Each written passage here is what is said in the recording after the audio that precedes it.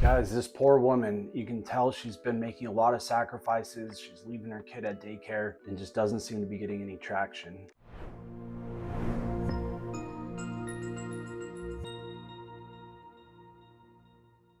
I see this almost every day, and I felt it last year when I met this couple trying to buy a house in California.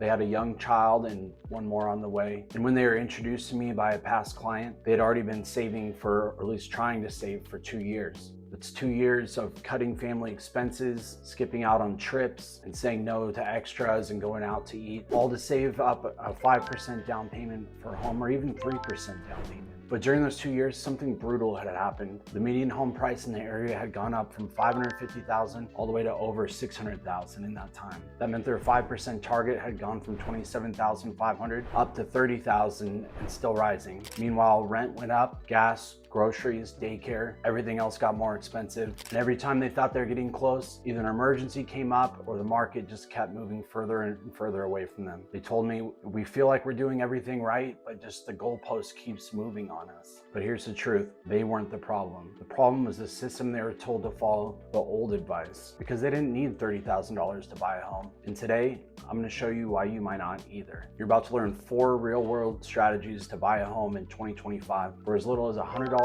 down or less, and in some cases the out-of-pocket might even be less than your last rent deposit. Option number 1, and this is kind of an honorable mention, it's the 1% down conventional program. This is one of the most powerful and underused strategies in the country right now. And I know what you might be thinking, hey, 1% down, that's a lot more than $100. And I know it doesn't fit into that exactly, but the program's too good. I just wanted to share it with you guys before we get into the other options. So with this program, you bring just 1% to the table, the lender gives you 2% more, up to $7,000. That gives you the full 3% needed to cover a conventional loan. It works on homes up to $766,500 in most areas. Even if you're buying a $700,000 home, you're still only coming in with 2% down on a conventional loan. Here are the requirements. 620 plus credit score, income must be at or below 80% of the area median income. And don't worry, there's gonna be a tool in the guide later. It's for purchase only in primary residences, and you must qualify under either the Home Ready or a Home Possible guideline. This is perfect for buyers with good income and good credit, just limited savings. So instead of draining your bank account for the down payment, keep some cash for furniture, moving costs, emergencies, etc. Now, as promised, let's get into the programs with $100 down or less. Option number 2, the Empower Down Payment Assistance Grant.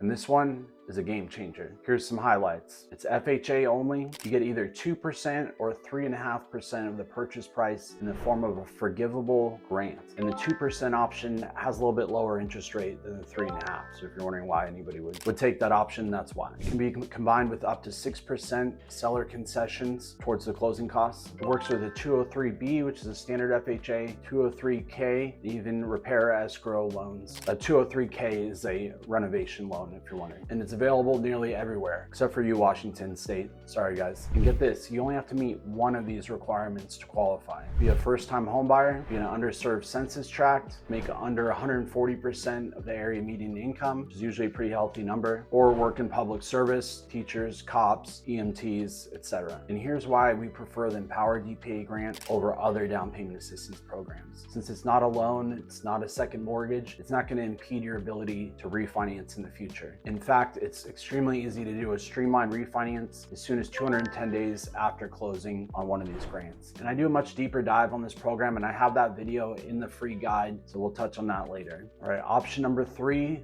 the HUD Home $100 down program. It's the only program where the down payment is literally in the name. You can buy a HUD-owned home, which is basically a foreclosure of somebody that had an FHA loan prior. You use FHA financing, of course, and you only bring in $100 down. HUD waives the usual 3.5% down requirement in these cases. It must be owner-occupied, and you can search available homes at the HUDhomestore.gov, not .com. We've had families close with as little as $200 down, and there's no catch.